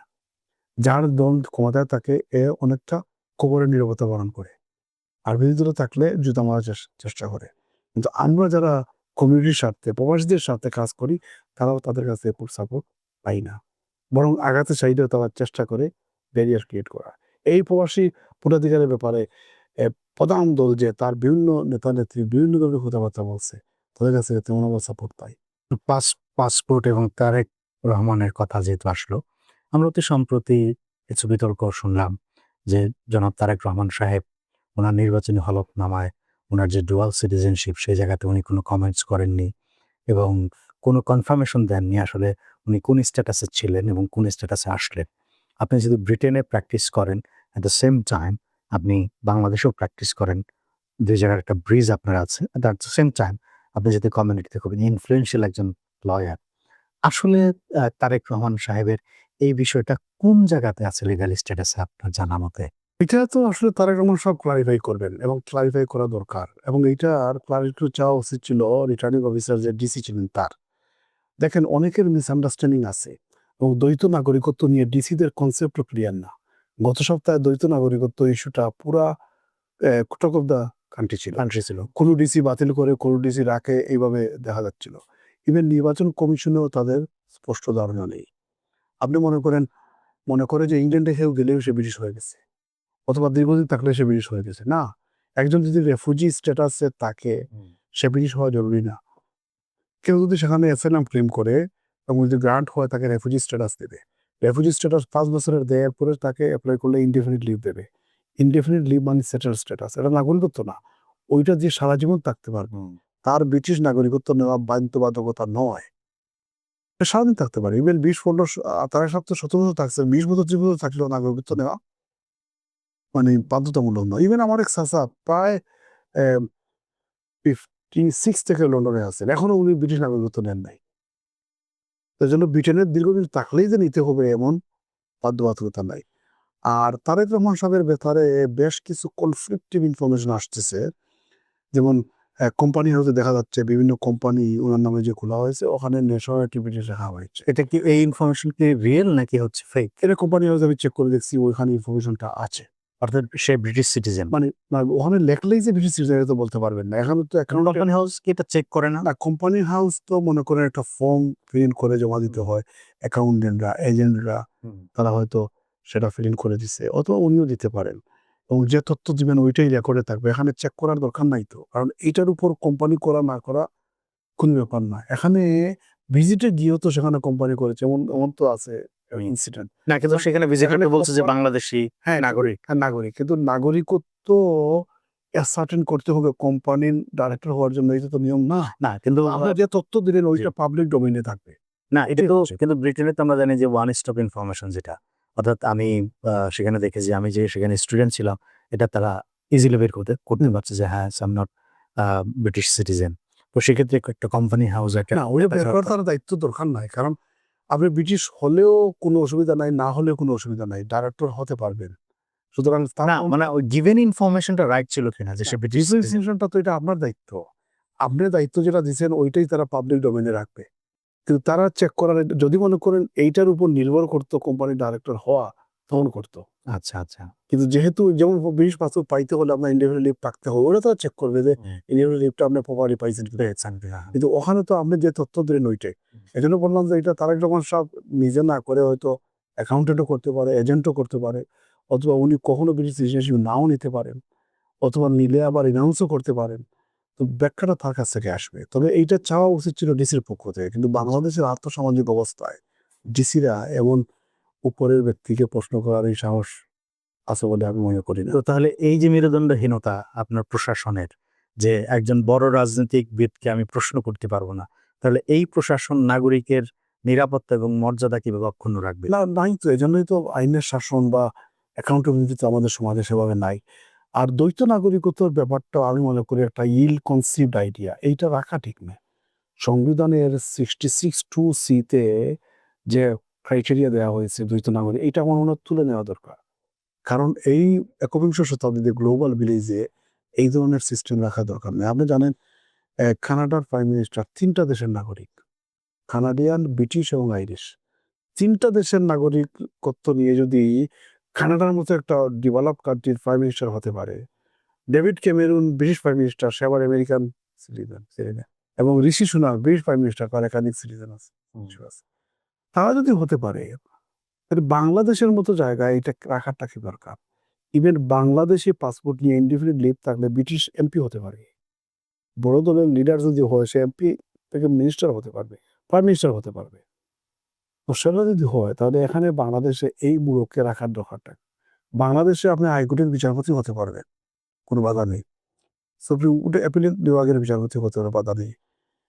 প্রধান বিচারপতি হতে পারে, বাধা নেই। মেয়র হতে পারবেন, প্রতিমন্ত্রী মন্ত্রী মর্যাদায়, বাধা নেই। পৌরসভার মেয়র হতে পারবেন, এরপরে উপজেলা চেয়ারম্যান হতে পারবেন, বাধা নেই। এমপি শুধু MP হওয়ার জন্য। অথচ ওয়ারেন্ট অফ প্রেসিডেন্ট অনুযায়ী প্রধান বিচারপতির স্থান হচ্ছে তৃতীয়, রাষ্ট্রের তৃতীয় গুরুত্বপূর্ণ ব্যক্তি, দ্বৈত নাগরিক হতে পারে। অতীতে দ্বৈত নাগরিক প্রধান বিচারপতি ছিল, ভাগ করেছেন দীর্ঘদিন। সুপ্রিম কোর্টের বিচারপতি ছিল, সুপ্রিম কোর্টের আপিল বিভাগের বিচারপতির মান হচ্ছে 8, ওয়ারেন্ট অফ রাষ্ট্রাচার, ওয়ারেন্ট অফ যে রাষ্ট্রের যে এবং হাইকোর্টের বিচারপতির মান হচ্ছে 9, আর এমপিদের হচ্ছে 12। তো তা সে হতে পারবেন না, কিন্তু সেখানে হচ্ছে। আপনি মন্ত্রীর মর্যাদায় উপদেষ্টা নিচ্ছে, সে দ্বৈত নাগরিক হলে অসুবিধা নাই। বর্তমান সরকারে একাধিক উপদেষ্টা আছে দ্বৈত নাগরিক, পতিত সরকারের একাধিক উপদেষ্টা ছিলেন দ্বৈত নাগরিক, ওয়ানির সময় সরকার প্রধান সহ বেশ কয়েকজন উপদেষ্টা ছিলেন দ্বৈত নাগরিক।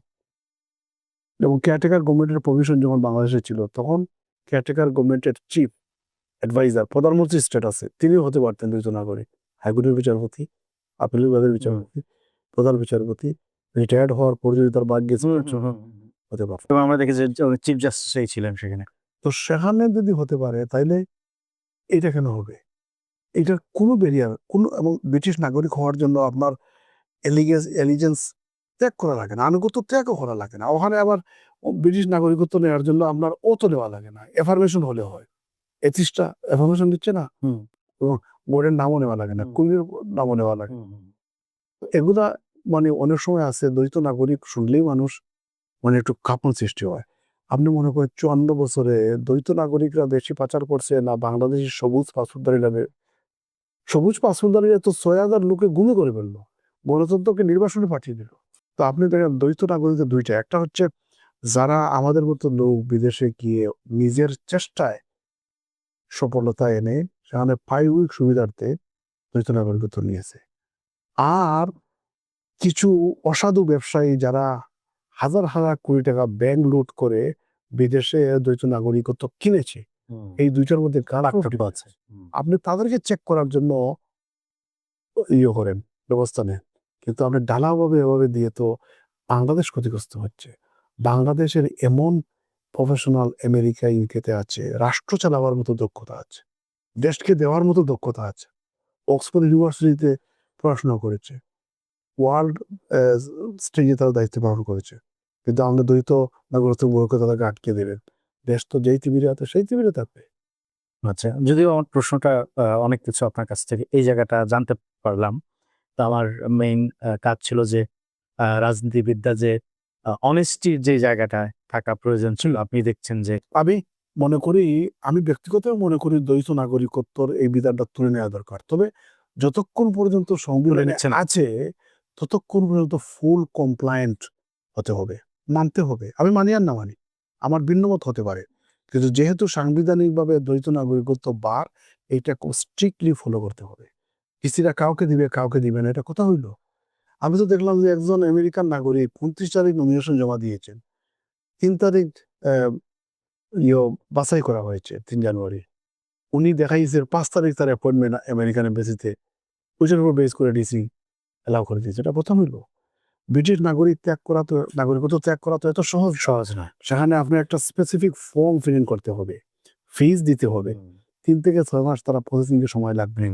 যখন তারা ডিক্লেয়ার করে কনফার্মেশন লেটার দিবে, তখন থেকে আমি আর ব্রিটিশ নাগরিকত্ব না, এর আগ পর্যন্ত আমি ব্রিটিশ নাগরিকত্ব আছে। এবং ব্রিটেনের একটা আইন আছে যে ব্রিটিশ নাগরিকত্ব বাতিল করলে যদি আপনি রাষ্ট্রহীন হয়ে যায়, তাহলে কখনো ব্রিটিশ নাগরিকত্ব তারা ক্যান্সেল করবে না। ওইটা তারা এনশিওর হতে হয়। জি, তো আপনি একটা ইমেল আর একটা চিঠি দিয়ে সম্ভব না। তো আমি মনে করি একটা সুন্দর সিস্টেম করা দরকার। কি করা দরকার? যে আপনি দ্বৈত নাগরিকত্ব যারা আছে তাকে আপনি ভোটে দেন, লেট দ্য পাবলিক ডিসাইড। একজন বলতেছে যে সে দেশে থাকে না, তাকে আমাদের দেশে থাকে না, জনগণ ভোট দেবে না, তাকে আপনি পাবলিকের কাছে দেন। পাবলিক যদি তাকে ভোটে বিজয়ী করে শপথের আগে বলেন যে কম্পিটেন্স মনে না করলে ভোট দেবে না। তো যদি পাবলিক তাকে ভোটে নির্বাচিত করে, তখন শপথের আগে তাকে বলেন যে আপনি ওইটা ভালো করে কোন অবসর দেখার যে আপনি ত্যাগ করেছেন। নাইলে তো তার আমও যাবে, চালাও যাবে। কারণ ব্রিটিশ নাগরিকত্ব ক্যান্সেল করলো, এখানে ফাঁস করতে পারলো না, আর বেশি নাগরিকত্ব পেয়েছে বলে তার সব শেষ, তার এখানে বিজয়ী না হলে তার সব শেষ, আচ্ছা, কোন অবস্থা যাবে? এই জন্যই তো ফ্রড করে, কারণ এজন্যই তারা ওই যে শুভঙ্করের ফাঁকি দিয়ে এইভাবে স্বভাবে। আমি বিগত সরকারের 2 জন পাওয়ারফুল মিনিস্টারের পাসপোর্ট আমি নিজ চোখে হিতে ঘুরে ফেলেছি। আমি নিজে সফর করেছি প্রায় সমসাময়িক সময়ে, তাদের 20 পাসপোর্ট ছিল। তো তাদের 20 পাসপোর্ট টাকা পয়সা তারা পাওয়ারফুল মিনিস্টার ছিল। অর্থাৎ তার মানে হচ্ছে এখানে মানে আইনের ফাঁক-ফোকর বেশি, সেজন্য হচ্ছে হ্যাঁ, এবং আরেকটা টেন্ডেন্সি হচ্ছে বাংলাদেশের সরকারি দল বা সরকারে যারা আছে তাদের জন্য সৎকুল মাফ। তারা যদি দ্বৈত নাগরিক হয়ে নামাজ টাকা দিয়ে বা সমগ্র ফাঁকি দিয়ে হয়ে যায়, কার সাহস আছে তার বাতিল করার? আচ্ছা, এখানে আপনার সংবিধান সংক্রান্ত আমি শেষ একটা প্রশ্ন জানতে চাই। সেটি হচ্ছে, বাংলাদেশের গণভোটে যদি হা জয়যুক্ত হয়, আমরা আগে জেনে গেছি যে আপনার সাথে আমাদের নীতি নির্ধারণী ফোরামের অনেকের জানাশোনা এবং আসা যাওয়া আছে। হ্যাঁ জয়যুক্ত হলে আমরা জানি যে সংবিধান রিরাইট হতে পারে, নতুন সংবিধান হতে পারে। সেটা যদি হয়, এই রাষ্ট্রের টোটাল স্টেক হোল্ডারদের কি কোনো প্রস্তুতি আছে যে আসলে বাংলাদেশের ভবিষ্যৎ সংবিধানটা কেমন হবে, বা সেটা লেখা আছে কিনা, ড্রাফট করা আছে কিনা? না, যদি জয়যুক্ত হয় সংবিধান রিরাইট হবে না। সংবিধান রিরাইট হওয়ার স্কোপটা চলে গেছে। 5ই অগাস্টের পর এনিথিং কুড হ্যাভ বিন ডান। এই সুযোগ চলে গেছে। আর সংবিধান রিরাইটের প্রশ্ন নাই। এখন যেটা হবে, যদি জয়যুক্ত হয়, যে ওই যে ঐক্যমতের ভিত্তিতে যে সংস্কারগুলো এগ্রি করা হয়েছে, তাও বিএনপি কিন্তু অনেক ক্ষেত্রে নোট অফ ডিসেন্ট দিয়েছে। তারা এটা মানতে পারত না। তো যাই হোক, এই সংস্কারগুলা যেগুলা সব পার্টি এগ্রি করেছে, ওগুলোর মধ্যে আমরা হয়তো কিছু ইমপ্রুভমেন্ট দেখতে পাবো। কিন্তু সংবিধান রিরাইট হওয়ার স্কোপ চলে গেছে 5ই অগাস্টের 3 মাসের ভিতরে। ওই সময় ডিসাইসিভ ভূমিকা নিলে করা যেত, করার ফর্মুলাও ছিল, পথও ছিল, কিন্তু ওইটার চলে গেছে, ওইটা আর হবে না। এখন যেটা হবে, সংবিধান সংশোধন হবে। ওই সংস্কারের আওতায় কিছু দ্বারা উপধারা এগুলো সংশোধিত হয়, তাও কতটুকু করবে, কারণ বিএনপি হচ্ছে একটা স্ট্রং স্টেক হোল্ডার এবং সম্ভাবনা আছে যে বিএনপি হয়তো সরকার গঠন করবে। তো করলে তো তারা সেভাবে হয়তো করবে না। তো নোট অফ ডিসেন্ট যেই জায়গাগুলিতে আছে, যে টপিকগুলিতে আছে, সেগুলি কি হচ্ছে আপনার গণভোটে হ্যাঁ হলেও তারা আমি মনে করি করতে বাধ্য নয়, তারা করবে না। এই যে এখানে আসলে এই যে নেগোসিয়েশনের টেকনিকটা পুরো একটা বিভ্রান্তিকর হয়ে গেছে। মনে করেন বিএনপি উইন করলো, 2/3 মেজরিটি পাইলো। তো আপনার যে ফান্ডামেন্টাল রিফর্মের প্রস্তাব আসছে, ওখানে তারা নোট অফ ডিসেন্ট বলছে, আমরা তো আগেই নোট অফ ডিসেন্ট দিয়ে রাখছি, আমরা তো বলতে এগ্রি হবো না। করা বাধ্যবাধকতা কাউকে আপনি তখন পাবেন, আপনি আলিয়া সাহেবকে তখন পাবেন, আপনি স্টেবল হবে, কেউ কাউকে পাত্তা দিবে না, তখন তার উপরের সাথে পারো দরকারও নেই পাত্তা, আর তারা বুটে নির্বাচিত হয়ে আসছে। এই জন্য গণভোটটা আগে হওয়া উচিত ছিল, এবং পলিটিক্যাল পার্টিগুলার কিভাবে লাগাম টেনে ধরা হয় এটা প্রথম থেকেই চিন্তা করার সুযোগ ছিল। দেখুন হাতছাড়া হয়ে গেছে। এই জন্য এখন খুব বেশি যে হয়ে যাবে আমি খুব বেশি আশাবাদী নয়। তবে ভোট জয়যুক্ত হলে পরে ওই যে জুলাই সনদের একটা আইনি ভিত্তি পাবে, সংস্কার যতটুকু এগিয়ে হয়েছে মোটামুটি হওয়ার সম্ভাবনা আছে। কিন্তু যদি না ভোট জয়যুক্ত হয়, তাহলে বাংলাদেশের জন্য একটা ক্যাটাস্ট্রফিক ফিউচার অপেক্ষা করছে। আহ, অনেক কথা শুনছি, এবং অনেক টপিক নিয়ে আপনার সাথে আলোচনা করা যেতে পারে। এবং আপনি মাঝে মাঝে সাহিত্য রচনাও করেন, কবিতাও লেখেন। আমার এ পর্যন্ত 10টা বই বের হয়েছে, এর মধ্যে একটা বই কবিতা। কবিতা, হ্যাঁ আমি জানি। একদমই আলোচনা খুব বেশি বাড়াবো না। একদম শেষের দিকে এসে আমি একটু আপনার আহ, সিলেটে বাড়ি কোথায়, কোন কোন স্কুলে পড়লেন, সন্তানাদি কে কোথায় এখন আছে, আহ, আপনার এই ব্যক্তিগত ইনফরমেশন গুলো যদি আমাদের সাথে একটু শেয়ার করেন। আমার বাড়ি সিলেট জেলার বিশ্বনাথ থানার দৌলতপুর ইউনিয়নের বাহাদুরা গ্রামে। সিলেট শহরে বাসা আছে, ঢাকায় বনানীতে বাসা আছে। আমি গ্রামের প্রাইমারি স্কুলে পড়াশোনা করেছি। এরপরে আমার ইউনিয়নের একটা হাই স্কুল ছিল, আদর্শ উচ্চ বিদ্যালয় দৌলতপুরিতে এখন কলেজে রূপান্তরিত হয়েছে, ওখানে পড়াশোনা করেছি। সিলেট ইউএনসি কলেজে পড়াশোনা করেছি। তারপর সাভার বিশ্ববিদ্যালয়ে ফার্স্ট ব্যাচে পড়াশোনা করেছি। এরপরে লন্ডনের কুইন মেরিতে ল অনার্স করেছি, লন্ডন বিশ্ববিদ্যালয় থেকে মাস্টার্স করেছি।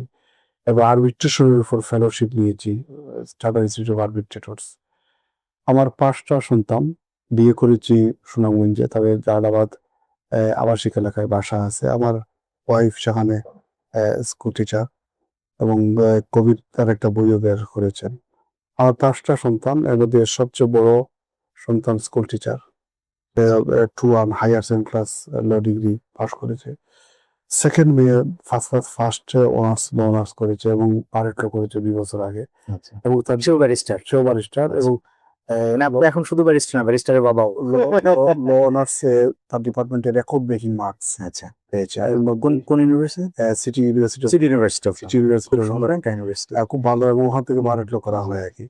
এবং একটা আপনি অঙ্কতে অনেক সময় 100-100 পেতে পারেন, আচ্ছা, কিন্তু বাংলা ইতিহাস আর লতে আপনি 100-90 পাওয়া খুব বড় কথা। সে 90, 92, 93 পেয়েছে শতকরা। তৃতীয় মেয়ে ম্যানেজমেন্টে কুইমিনি থেকে, সে অনার্সে ফার্স্ট ক্লাস ফার্স্ট হয়েছে এবং মাস্টার্সে ফার্স্ট ক্লাস ডিস্ট্রিবিউশন পেয়েছে। আর ফোর্থ চাইল্ড এবং প্রথম সন্তান ছেলে আর কি, সে ইউসিএল এ পড়াশোনা করে। আচ্ছা, আচ্ছা, আর একবারে ছোটজন সেকেন্ডারি স্কুলে পড়াশোনা করে। আর সেখানে আমি কমিউনিটি ওয়ার্কে নিজেকে নিয়োজিত রেখেছি। আমার পড়াশোনার বাইরেও মানুষের জন্য কাজ করি, টিভিতে অ্যাডভাইস দেওয়ার চেষ্টা করি। এরপরে প্রায় 60টা সংগঠনের বিভিন্ন চ্যারিটি, সামাজিক এবং প্রোফাইল সংগঠনের নির্বাচন কমিশনার, প্রধান নির্বাচন কমিশনার হিসেবে দায়িত্ব পালন করেছি। মানুষ আদর করে, স্নেহ করে, ওই মানুষের ভালোবাসার মধ্যেই বাঁচতে চাই, বেঁচে থাকতে চাই। জি, আপনাকে অনেক ধন্যবাদ। অনেক কথা শুনলাম।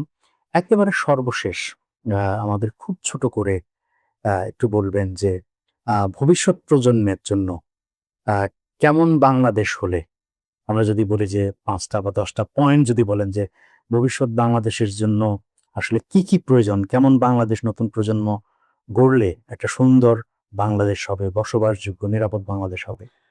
এখন হচ্ছে যে সোসাইটি বা সমাজটা হতে হবে নৈতিকতার ভিত্তিতে। নৈতিকতার ভিত্তি ছাড়া সমাজ এগোতে পারবে না। আপনি যত ডেভেলপ করেন, শিক্ষিত হোক, চুর বড় হবে, ডাকাত বড় হবে, দেশের টাকা মারবে, কিন্তু নৈতিকতা সম্পন্ন অর্থাৎ খোদা বিরু, আল্লাহ বিরু যদি জনগোষ্ঠী না হয়, তাহলে আপনি সমাজের সুশৃঙ্খলতা নিয়ে আসতে পারবেন না। এজন্য খোদা বিরু এবং নৈতিকতা সম্পন্ন জনগোষ্ঠী গড়ে করতে হবে। ২ হচ্ছে যে আইনের শাসন সমাজে প্রতিষ্ঠা করতে হবে। এইটা ছাড়া কোনো দিকে আগাতে পারবে না। কেউ ইনভেস্ট করবে না। কেউ পয়সা পাতা, কেউ দেশে আসতে চাইবে না। তার জীবনের নিরাপত্তা নাই। তার টাকা আছে, সে রায় নিয়ে নিবে। ঘুষ দিয়ে তার রায় নিয়ে নিবে। সমাজের সবকিছু অচল হয়ে যাবে। আইনের মানে অন্ধ হয়ে যাবে। সে তার ক্ষমতাসীন বা পাওয়ারফুলদেরকে প্রোটেকশন দেবে। এটা তো হতে পারে না। আইনের শাসন ভেরি ইম্পর্টেন্ট। ৩ হচ্ছে দেখেন, জনসংখ্যা আল্লাহ পাকের একটা নিয়ামত। এটাকে অনেকে মনে করেন এটা বোঝা হয়ে গেছে, কমাতে হবে না। এই জনসংখ্যাতে প্রশিক্ষণ দিয়ে আপনি দেশের বাইরে পাঠান। একেকজন অ্যাম্বাসেডর হবে। তাকে আল্লাহ পাক সবকিছু দিচ্ছেন, কিন্তু আপনি তাকে রেডি করতে পারতেছেন না। মিডল ইস্টে প্রচুর দরকার আছে জনশক্তি। আপনি তাদেরকে ইলেকট্রিশিয়ান বানান, ইঞ্জিনিয়ার বানান, ডাক্তার বানান, দেখবেন যে তারা যে রেমিটেন্স 10 গুণ বাড়াতে পারবে। নাম আরো বেশি হবে দেশের। এজন্য প্রশিক্ষিত জনগণ করতে হবে। শিক্ষা ব্যবস্থার আমূল পরিবর্তন করতে হবে। একসময় বলতাম আমরা শিক্ষা জাতির মেরুদণ্ড। আমি এটা বিশ্বাস করি না। সুশিক্ষা এখন জাতির মেরুদণ্ড। মানে শিক্ষা তো আপনি আছে, প্রতি বছর লাখ লাখ গ্রাজুয়েট বের হচ্ছে, কি লাভ হচ্ছে? গ্রামের একটা অশিক্ষিত লোক 2-3 টাকা নিয়ে এদিক সেদিক করে, আর বড় বিসিএস অফিসার হয়ে সে কোটি কোটি টাকা এদিক সেদিক করে। রাজনীতি করে তখন আর কোটি টাকা নেয়, হাজার কোটি টাকা চলে যায়। এই শিক্ষার দাম নাই। শিক্ষাটা হতে হবে সুশিক্ষার। তারপরে দেখেন, সমাজের ফেব্রিক নষ্ট হয়ে গেছে বিগত সরকারের সময়। বড়দেরকে আমরা সম্মান করতাম, ছোটদেরকে স্নেহ করতাম, একে অন্যের কল্যাণকামীতে ছিল, পাড়া প্রতিবেশী আমরা অত্যন্ত মিলেমিশে চলতাম। এই জিনিসটা চলে গেছে। আজকে দেখেন, সমাজের ফেব্রিকটা হচ্ছে এই বন্ডিং এর মাধ্যমে। তো এইটা আবার নিয়ে আসতে হবে। সম্মান করতে হবে বড়দেরকে, ছোটদেরকে স্নেহ করতে হবে, তারা গাইডেন্স পাবে। এরপরে দেখেন, ৬ হচ্ছে যে আমরা এমন একটা সমাজ চাই যেটা এক নাগরিক হবে অন্য নাগরিকের কল্যাণকামী। ওইটা যদি হয়, দেখবেন মামলার অবস্থা চেঞ্জ হয়ে গেছে। আপনি বিশ্বাস করতে পারেন, যখন আবু বকর রাদিয়াল্লাহু তাআলা আনহু ছিলেন রাষ্ট্রের খলিফা, আর ওমর রাদিয়াল্লাহু তাআলা ছিলেন কাজী। আজ তা বছর চলে গেছে, একটা মামলা আসে নাই। কি সমাজ তারা ভিজুয়ালাইজ করতেন? আমরা যদি এক নাগরিক অন্য নাগরিকের কল্যাণ, আমরা যেভাবে এই যে নৈতিক মৌলিক শিক্ষা ছিল আজ থেকে 20, 30, 40 বছর আগে, কিন্তু আমাদের সমাজে ছিল যে অন্যের, মানে আমরা অন্যের যদি দেখি, আমি বসতে চাই না, আমি সোলাতে বসবো, আমার ভাইকে দিব বসতে সোলাতে। অন্যের জিনিসটা, স্বার্থটা যখন আমরা দেখবো, অন্যের কল্যাণকামী যখন হয়ে যাব, সোসাইটিটা একেবারে সভ্য হয়ে যাবে। তো আমরা এমন একটা সোসাইটি ভিজুয়ালাইজ করি যেটা অন্যের কল্যাণ দেখা আমার সার্থকতা, অন্যের ভালো হওয়া, অন্যের স্বার্থ, অন্যের একটা জিনিস পাওয়াকে আমার জীবনের সার্থকতা যদি মনে করি, ওই লেভেলের যখন সোসাইটি আসবে তখন সব সমস্যার সমাধান হয়ে যাবে। এরপরে হচ্ছে আমাদের ইউনিটি, সাথে বলা হচ্ছে ইউনিটি, ঐক্যবদ্ধ। দেখেন কোনো জাতি আগাতে পারবে না যদি ডিভাইডেড থাকে।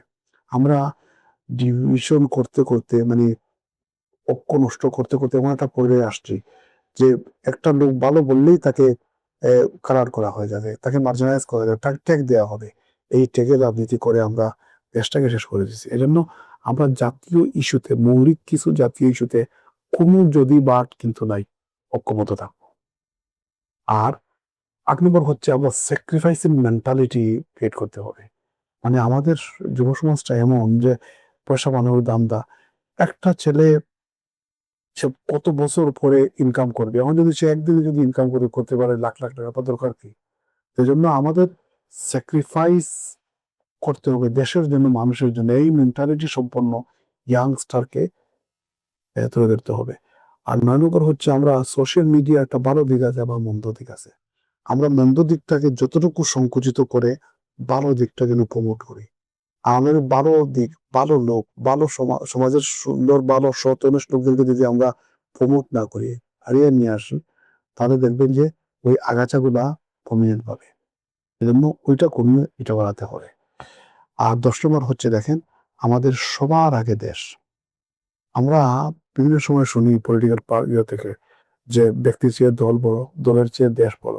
কিন্তু এটা কথার কথা, অত স্লোগানের কথা। কিন্তু আমরা এটা বাস্তব আমল বা প্র্যাকটিস দেখতে চাই যে আসলেও দেশ বড় আমাদের দলের চেয়ে, আসলেও দল বড় ব্যক্তির চেয়ে। এইটা যতক্ষণ পর্যন্ত স্টাবলিশ না হবে, সমাজে প্রতিষ্ঠা লাভ না করে, তবুও তাহলে স্লোগানই থাকবে। ফলে এই দোষটা বিক্ষিপ্ত চিন্তা ভাবনা থেকে আসছে। আমি বললাম দেশকে খুব ভালোবাসি, দেশের যখন সালেবাই ভালো হয় বিশ্বাস করেন আনন্দে বুক ফেটে যায়। আর যখন দেশের কোনো খারাপ জিনিস হয় রাত ঘুমাতে পারি না, ৫ই আগস্টের আগে কয়েকদিন ঘুমাতে পারিনি। আমরা এমন একটা সুন্দর, এমন একটা সফল বাংলাদেশ দেখতে পারি। আজকে ৭১ সালের ১৬ই ডিসেম্বর আমরা পুরা বিজয় লাভ করেছি। সেম ইয়ার ২রা ডিসেম্বর ইউনাইটেড আরব আমিরাত স্বাধীনতা লাভ করেছে। আজকে তারা কোথায়, আমরা আজকে তারা কোথায়? কাতার লাভ স্বাধীনতা লাভ করেছে। আজকে কাতার কোথায়, আমরা কোথায়? তারা $২২০ মিলিয়ন ইউএস ডলার বিলিয়ন খরচ করে ওয়ার্ল্ড কাপ আয়োজন করে বিশ্বকে তাক লাগিয়ে দেয়। আর আমাদের রিজার্ভটা ৩০ থেকে ৩১ বিলিয়নে গেলে আমরা একবারে আনন্দে আত্মহারা হয়ে যায়। এবং তাদের বাজেটের অনেক গুণ হচ্ছে ফরেন ইনভেস্টমেন্ট করা আছে। এবং অথচ কাতারের সাইজ হচ্ছে একটা সিলেট ডিভিশনের মতো। আজকে আমরা যখন স্বাধীনতা লাভ করেছি ঠিক ৩ মাস আগে ইউনাইটেড আরব আমিরাত স্বাধীনতা লাভ করেছে। তারা আজকে কোথায় আর আমরা কোথায়? আজকে ওয়েস্টার্ন ওয়ার্ল্ড হুমড়ি খেয়ে মরে ইউএই বা দুবাইতে ইনভেস্টমেন্ট করার জন্য। অনেকে বলে যে তাদের তেল আছে, গ্যাস আছে। আমি বলি যে তেল গ্যাস কেন, আমাদের সোনার খনি যদি থাকে তারপরে দুর্নীতি বন্ধ না, আমাদের উন্নতি হবে না। এটা সোনা দেশ কে নিবে সোনাকে। এজন্য আমরা নৈতিকতা সম্পন্ন একটা জাতি আমরা দেখতে চাই, যেখানে ঘুষ দুর্নীতি একেবারে মিনিমাম, বন্ধ করতে না পারলেও একেবারে মিনিমাম হবে। এতে অন্যের কল্যাণকামী হবে এমন একটা বাংলাদেশ আমরা দেখতে চাই। ওরা যদি করা যায়, যদি দক্ষ নেতৃত্ব আসে, বাংলাদেশ পথ করে উঠে যাবে। বাংলাদেশের অবস্থান সিঙ্গাপুর মানুষের উপরে যেতে আসলে আল্লাহ পাক এমন নিয়ামত, এমন সিনারি, এমন ন্যাচারাল জিনিস বাংলাদেশে দিয়েছেন। আজকে বিভিন্ন স্টেপ ন্যাচারাল সিনারি নাই, তারা কৃত্রিম ভাবে সৃষ্টি করে। কিন্তু বাংলাদেশের সিলেটে যান, একবারে ২০-২৫টা আপনি একবারে মানে স্রষ্টা প্রদত্ত আপনি অ্যাট্রাকশন পাবেন টুরিস্টরা। এগুলো যদি আমরা করি তাহলে একটা টুরিস্ট হাব হবে পুরো বাংলাদেশ। আমরা বাংলাদেশকে নিয়ে দোয়া করি, স্বপ্ন দেখি। আপনাকে অশেষ ধন্যবাদ সালে ভাই। দীর্ঘদিন পর আবার আপনার সাথে কথা বলে মন খুলে কথা বললাম, খুবই ভালো লাগলো। আপনার যারা দক্ষ টিম আছে, বিশেষ করে বিহাইন্ড দ্য সিন যারা এত কষ্ট করে আয়োজন করেছে, তাদের সবাইকে আন্তরিক ধন্যবাদ। আপনার উত্তর সফলতা কামনা। আপনাকে অনেক অনেক ধন্যবাদ আমাদেরকে সময় দেওয়ার জন্য এত ব্যস্ততার মধ্যে। দর্শক, আমরা শুনছিলাম ব্যারিস্টার নাজির আহমেদের কাছ থেকে সংবিধান, রাষ্ট্র এবং ভবিষ্যৎ বাংলাদেশ কেমন হবে। আমরা চেষ্টা করব এমনই ভাবে বাংলাদেশ নিয়ে সুন্দর সুন্দর ভাবনা আপনাদের কাছে তুলে ধরতে। আমাদের সাথে থাকবেন ঢাকা কথার। সবাইকে অনেক অনেক ধন্যবাদ। আসসালামু আলাইকুম রহমতুল্লাহ।